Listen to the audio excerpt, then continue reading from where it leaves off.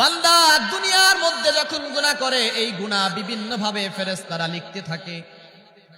বান্দা মনে করে আমি গুনাহ করলাম, দরজা বন্ধ করে গুনাহ করলাম, কেউ দেখলো না। আমি রাত্রের অন্ধকারের মধ্যে গুনাহ করলাম, কেউ দেখলো না। কিন্তু আমার আল্লাহ পাক রব্বুল আলামিন বলেন, তুমি যেখানে যেই অবস্থায় গুনাহ করো না কেন, তোমার প্রথম সাক্ষী হবে হাসরের ময়দানে। তোমার আমলনামা যখন হাতে আসবে, ওই আমলনামায় প্রথম তোমার বিপক্ষে সাক্ষী দিবে যে আল্লাহ এমন এমন গুনাহ করেছে।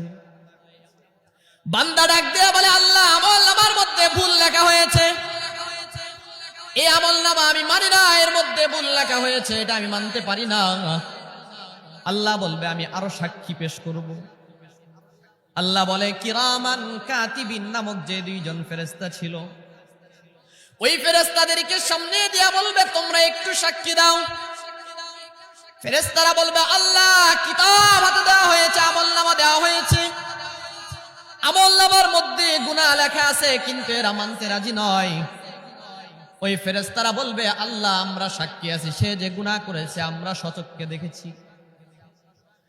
বান্দা ডাক দিয়ে বলবে, আল্লাহ ফেরেশতারা আমার বিরুদ্ধে মিথ্যা বলে।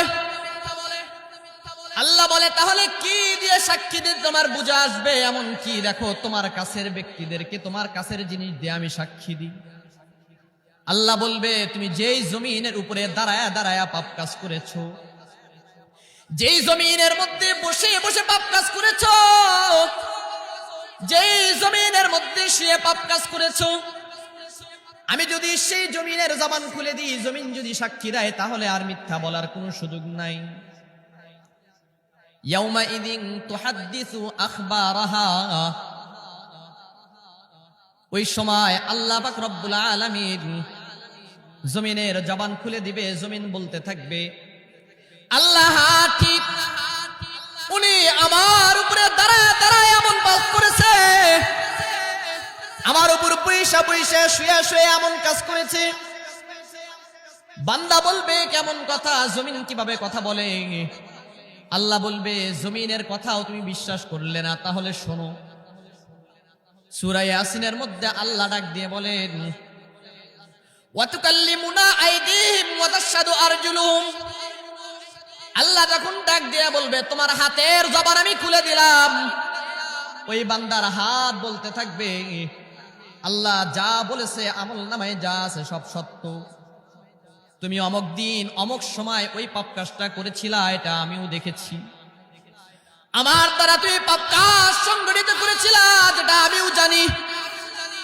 বান্দা বলবে, কি আশ্চর্যের কথা, হাত কেমনে কথা বলে? হাত ডাক দিয়ে বলবে, তোমাকে যে আল্লাহ কথা বলাইছেন, ওই আল্লাহ আমি হাতেরও জবান খুলে দিছে, তাই আমি কথা বলতে পারি। বলেন সুবহানাল্লাহ। বান্দা বলবে, আরো কোনো সাক্ষী থাকলে পেশ করেন। আল্লাহ পাক রব্বুল আলামিন বলে, তোমার বিপক্ষে সাক্ষী দিবে তোমার পা।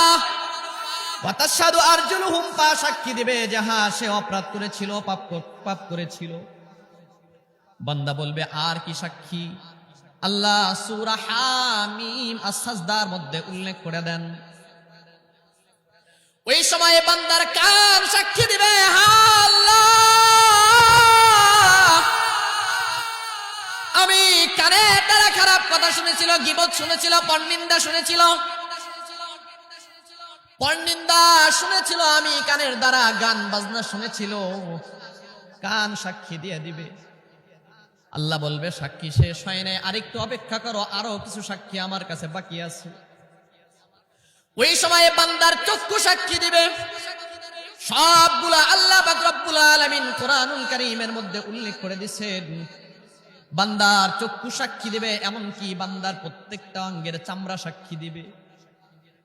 সবগুলা সাক্ষী দিয়ে দে বলবে, আল্লাহ তোমার এই বান্দা পাপ করেছিল, আমরা সাক্ষী। বান্দা চতুর্দিক থেকে আটকে যাবে, আর ছোটার কোনো রাস্তা নাই। এমন সময় বান্দা বলতে থাকবে, আল্লাহ আর একটা বার সুযোগ দেন, আমরা একটু দুনিয়াতে যেতে চাই। আল্লাহ দুনিয়াতে গিয়ে আর কোনোদিন অন্যায় করব না, পাপ করব না। আল্লাহ বলে, কেন? কোরআনুল কারীমের মধ্যে তো বলেছিলাম পাপ কাজ করলা, পাপ কাজ করার পরে যদি আমি আল্লাহরে একটা ডাক দিতে পারতাম, আমি আল্লাহ সব সাক্ষীগুলা মুহূর্তের মধ্যে মুছে সাফ করে দিতাম।